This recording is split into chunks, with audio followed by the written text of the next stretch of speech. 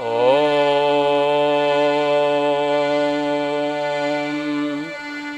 मंगलम दिशतु मे विनायक मंगलम दिशतु मे सरस्वती मंगलम दिशतु मे महेश्वरी मंगलम दिशतु मे सदाशिव गजाननं भूतगणादिसेवितं कपितजं फलचारुभक्षणम् उमासुतं शोकविनाशकारकं नमामि विघ्नेश्वरपादपङ्कजं वक्रतुण्डमहाकाय सूर्यकोटिसमप्रभ निर्विघ्न कुरु मे देव सर्वकार्येषु सर्वदा सर्वविघ्नविनाशाय सर्वकल्याणहेतवे पार्वतीप्रियपुत्राय श्रीगणेशाय नमो नमः। ओम गुरुर्ब्रह्मा गुरुर्विष्णु गुरुर्देवो महेश्वर गुरु साक्षात् परब्रह्म तस्मै श्री गुरुवे नमः। अखंडमंडलाकारं व्याप्तं येन चराचरं तत्पदं दर्शितं येन तस्मै श्री गुरुवे नमः। ध्यानमूलं गुरुरमूर्ति पूजामूलं गुरुपदं मंत्रमूलं गुरुर्वाक्यं मोक्षमूलं गुरु कृपा।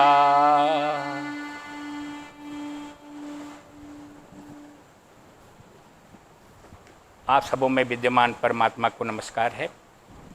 आज दिनांक 16 अगस्त 2020 के प्रातःकालीन सत्संग में हम लोग श्री गुरुदेव स्वामी ज्योतिर्मयानंद जी महाराज के लोनी आश्रम में एकत्रित हैं और आज के दिन हम लोग श्री राम भगवान के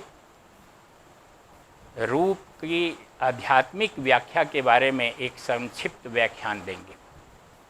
सबसे पहले भगवान राम का स्मरण करें। ओम नीलांबुज श्यामल कोमलांगम सीता समारोपित वाम भागम पाणौ महाशायक चारु चापं नमामि रामं रघुवंशनाथम।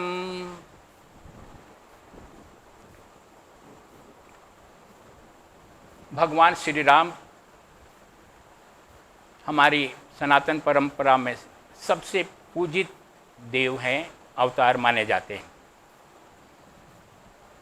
जितने भी अवतार हैं वो सब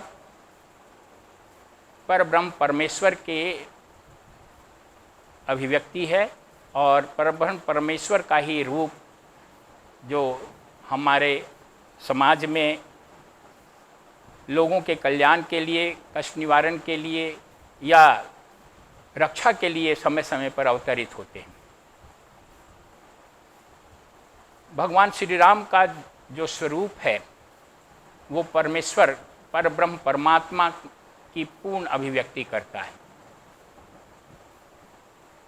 उनका रंग जो है वो आकाश के रंग का है, नीला है। ये जो नीला रंग है वो अनंतता का परिचायक है।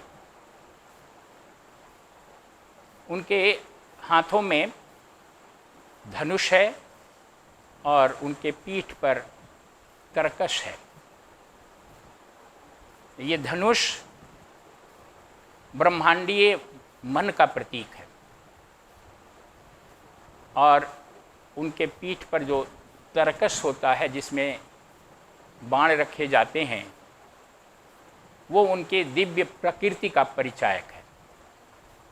उस तरकश में अनेक प्रकार के बाण रखे हुए हैं। बाण जो है वो प्रतीक है शुभ संकल्प का, सद संकल्प का प्रतीक बाण है। भगवान राम के सेवक के रूप में भगवान हनुमान हैं जो भक्ति, समर्पण और साधना के शक्ति का परिचायक है। इनके अन्य भाई लक्ष्मण, भरत और शत्रुघ्न ये परमात्मा की भक्ति, वैराग्य और ज्ञान के प्रतीक हैं। भगवती सीता जो भगवान राम की अर्धांगिनी हैं वो अंतःप्राज्ञिक बुद्धि की परिचायक हैं, जो साधकों को राम तक यानी परमात्मा तक पहुंचाती हैं। भगवान राम 10 शीश वाले रावण का विनाश करते हैं। ये जो रावण है 10 शीश वाला, वो अविद्या या अज्ञान का परिचायक है। राम शब्द अपने आप में भगवान की पूरी व्याख्या करता है, परमात्मा की पूरी व्याख्या करता है। जो सबके हृदय को प्रसन्न करने वाला है, जो सबके हृदय में विद्यमान है, उसको ही राम कहते हैं। भगवान राम के आह्वान का जो मंत्र है वो है ओम श्री रामाय नमः। इसका अर्थ है मैं सबके हृदय में रमने वाले, सबके हृदय को प्रसन्न करने वाले भगवान श्री राम को नमस्कार करता हूँ। इस मंत्र के द्वारा साधक को मुक्ति और भुक्ति यानी भौतिक ऐश्वर्य सुख संपदा के साथ साथ मुक्ति यानी कैवल्य की भी प्राप्ति होती है। तो इस प्रकार से हम देखते हैं कि भगवान राम के माध्यम से के रूप में वास्तव में परब्रह्म परमेश्वर की ही अभिव्यक्ति हुई है और इनके रूप के द्वारा परमात्मा के ही गुणों की व्याख्या हुई है।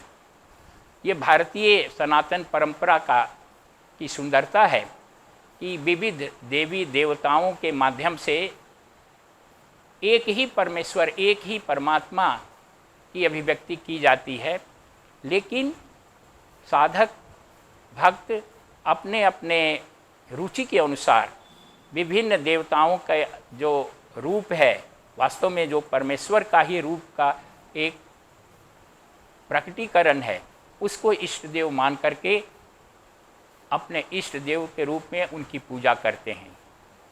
साधक द्वारा पूजित कोई भी इष्ट वास्तव में कोई अलग देवता की पूजा नहीं है, बल्कि एकमात्र परब्रह्म परमेश्वर की ही पूजा है।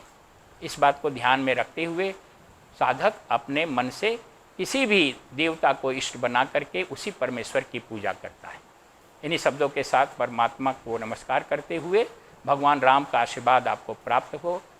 ओम शांति ही शांति ही शांति ही।